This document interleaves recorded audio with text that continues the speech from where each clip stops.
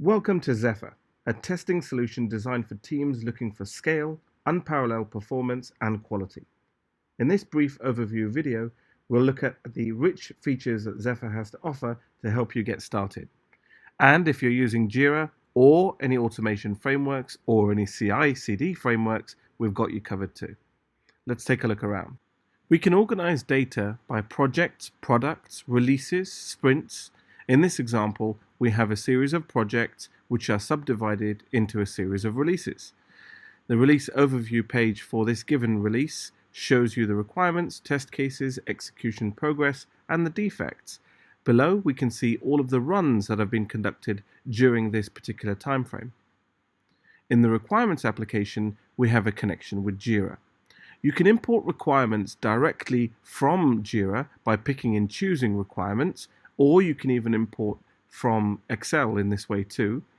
Alternatively, you can set up a Jira Sync config, which uses a JQL query or a filter within Jira to establish a bidirectional and live connection. We've organized the data by priority and also by status over here, but you can also go with issue type, epic name, epic link, etc.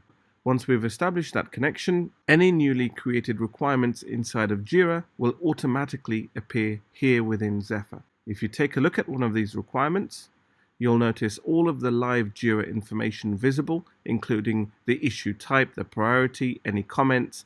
Attachments will also be visible over here, so you can right-click and view them. You can map these requirements to test cases, which live inside of the test repository. You can plan them for execution. The testers will come in and execute the test cases. Then perhaps they'll raise some defects against the executions. And these defects are, of course, also linked back to Jira. Once you've done that, you can select these requirements and use the traceability button to view your full connectivity of requirements, test cases, executions, and defects. Now, if you like this coverage report, you can use the export button over here. You can also benefit from the custom reporting capabilities available throughout Zephyr Enterprise. Wherever you see the export option or an ability to report, you will see a custom reporting wizard. So data points, filters, type of report, Excel, HTML, PDF, and Word are visible here. The test repository holds manual, semi-automated, and fully automated test cases. We have a local tree structure for our given chosen release, 3.2.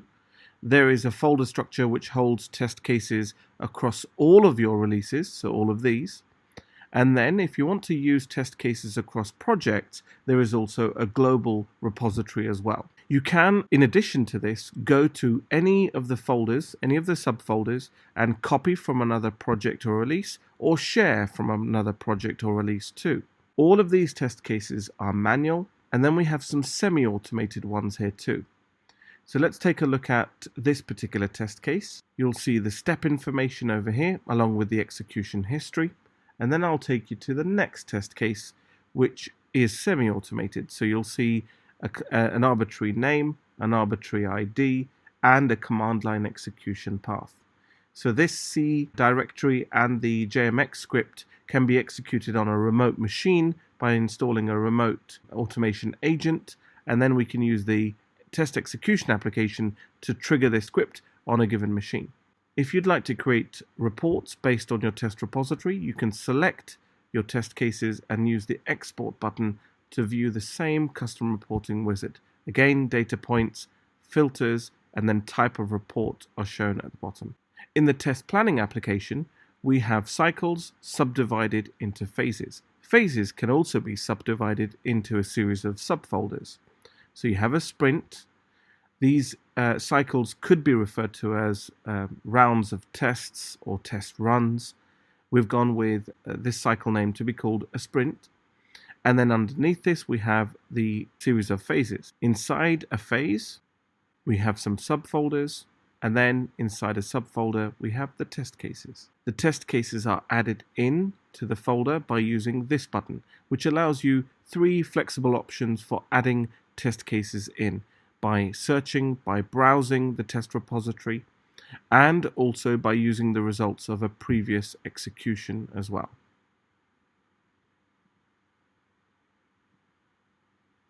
So for instance, if we ran some tests in June, and these were API tests, we can quickly identify those test cases that failed by filtering the list, and then we can add these to our subfolder under the phase. Once the test cases have been added in, you can multi-select these test cases and bulk assign, or you can go to a given test case and change the assignment directly from here. In the test execution application, we have all of the cycles and the phases from test planning shown here as a subfolder view, along with your execution results. These could be your manual tests. These could also be your semi-automated tests, which are triggered by using the checkboxes and then using the E button to trigger the behind-the-scenes execution paths, which are defined inside the test case itself. Any automated test runs are auto-injected into here. If we come across a test case which needs to be executed, we select the test case, come down to the steps, and then flag each of the steps as pass, fail, work in progress, blocked, or any other custom status. You can add in the actual test results into the notes. Attachments can be added in either by browsing to your folder structure and adding in the file over here, a log file, screenshot, video recording, but you can also use Zephyr's exploratory testing Chrome extension to take screenshots. These screenshots can be amended by going into the edit view and changing them, and then you can append them to defects as well as test case execution. Now, since this test case has failed, you can use the D button to file a JIRA defect.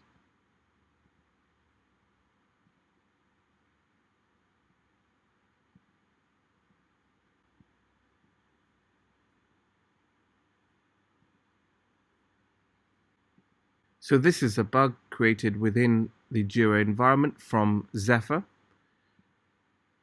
And this is a requirement which we are using inside of Zephyr. You'll notice the requirements will show the connected defects, any other requirements, and then also the test cases with the execution statuses as well. The reports application provides you with a series of interactive charts. So for instance, the test case execution application shows you all of your live sprint information, your automated and manual sprint data. You can click on a sprint and view the phases, and you can click on a phase to view the subfolders. And of course, the dynamically changing data table below will allow you to drill down and view the lower level information. There are other charts. For instance, we can take a look at the most executed test cases, useful for automation engineers. Those interested in software quality would want to have a look at the most failed test cases. We can plan and look at the executed progress.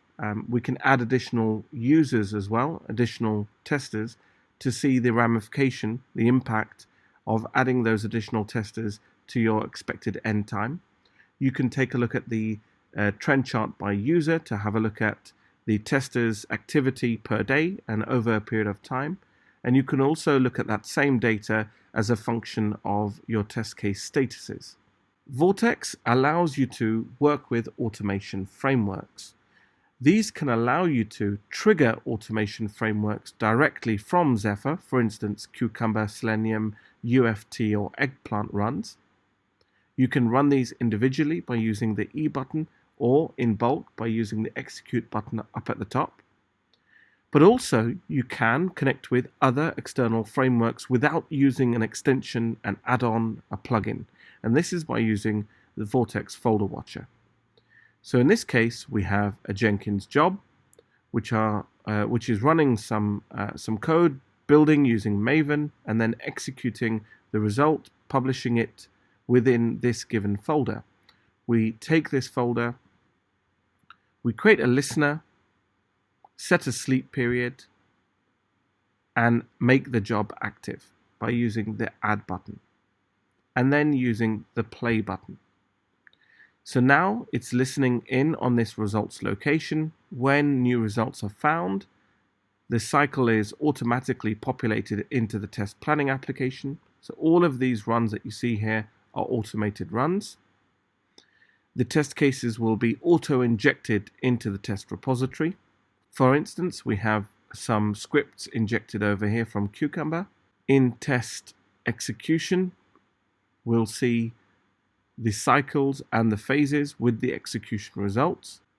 In the test repository, you'll see the injected test cases, and in execution, you'll see the cycles and the phases along with the automation results. So here are the same test cases with the automation results and the corresponding pass and fail statuses. Against any failures, we can use the D button to file a Jira defect. The DevOps dashboard shows you feature information from Jira, build automation information, for example from Jenkins or from Bamboo. We also have a code repository visualization as well. Any connection with a quality or health solution such as SonarQube, and the Zephyr test management information on the right hand side. So you have one single unified view of your entire product or project pipeline. This is the project view and this is the product view. The dashboards application allows you to create views for managers, roles, releases, projects, programs, regions, or even teams. You can have permissions set so that either you can view the dashboard, the project team can view the dashboard, or anyone logged into Zephyr can view the dashboard. There are a whole host of widgets available which allow you to analyze the Zephyr enterprise data. For instance, the execution analysis snapshot tells me that 12.1% of test cases have failed. If I look at the duration view, it tells me 88.22% of time is spent on failed test cases. You can evaluate the planned versus actual progress. You can have a look at project views, automation distribution, test case execution by cycle, which is clickable. You can have a look at the daily pulse to see how many test cases are created, executed, and defects linked per day. You can have a look at the execution backlog and slice the data by user, priority, tag, phase, or by custom field value. There is even a traceability gadget which allows you to see the requirements connected to test cases, executions, and defects, all in one widget.